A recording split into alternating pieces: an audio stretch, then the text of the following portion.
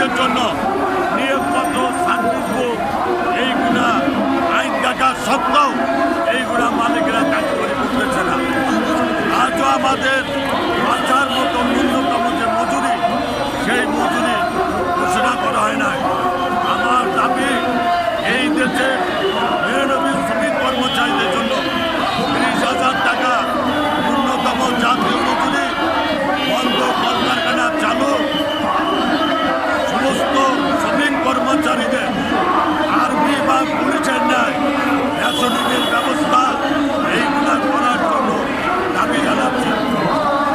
মাতৃত্বকালীন ছুটি সবার জন্য মাতৃত্বকালীন ছুটি সমান হওয়া উচিত, এটা আমরা মনে করি।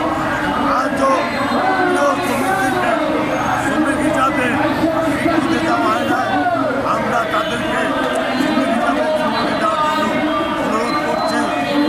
আমার সারা বাংলাদেশের শ্রমিক কর্মচারীদের প্রতি আহ্বান, আসুন আমরা এই দিবসে শপথ গ্রহণ করি।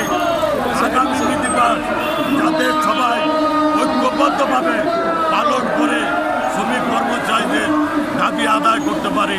আপনাদের সবাইকে ধন্যবাদ। আমার শেষে আরেকটি প্রশ্ন আছে। বর্তমান সরকার, নতুন সরকার, বাংলাদেশ জাতীয়তাবাদী দল বিএনপির এখন সরকার, এবং তার প্রধানমন্ত্রী হচ্ছে জনাব তারেক রহমান।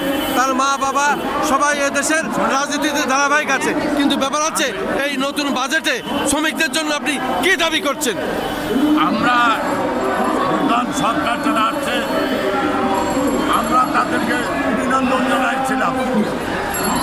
আমরা শ্রমিক কর্মচারী ঐক্য পরিষদ সারা বাংলাদেশে শ্রমিক কর্মচারীদের পক্ষ থেকে প্রতিটি রাজনৈতিক দলের কাছে তাদের নির্বাচনী ইশতেহারে আমরা যে শ্রমিক ইশতেহার প্রকাশ করেছি সেই আলোকে শ্রমিকদের জন্য তারা কী করবেন এইটা বলার জন্য তাদেরকে অনুরোধ করছিলাম।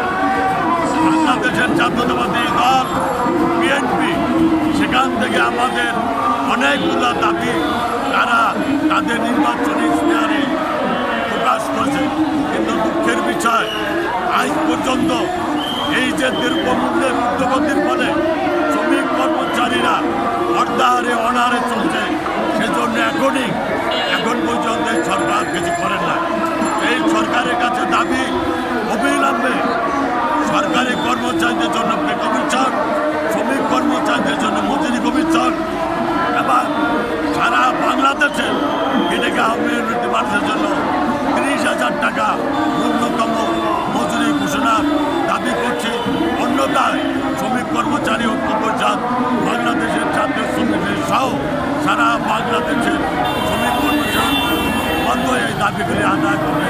তাই বর্তমান সরকারের কাছে আমাদের দাবি অবিলম্বে সরকারের কর্মচারীদের পে কমিশন এবং কর্মচারীদের জন্য জাতীয় মজুরি ৩০,০০০ টাকা ঘোষণার দাবি জানাচ্ছি।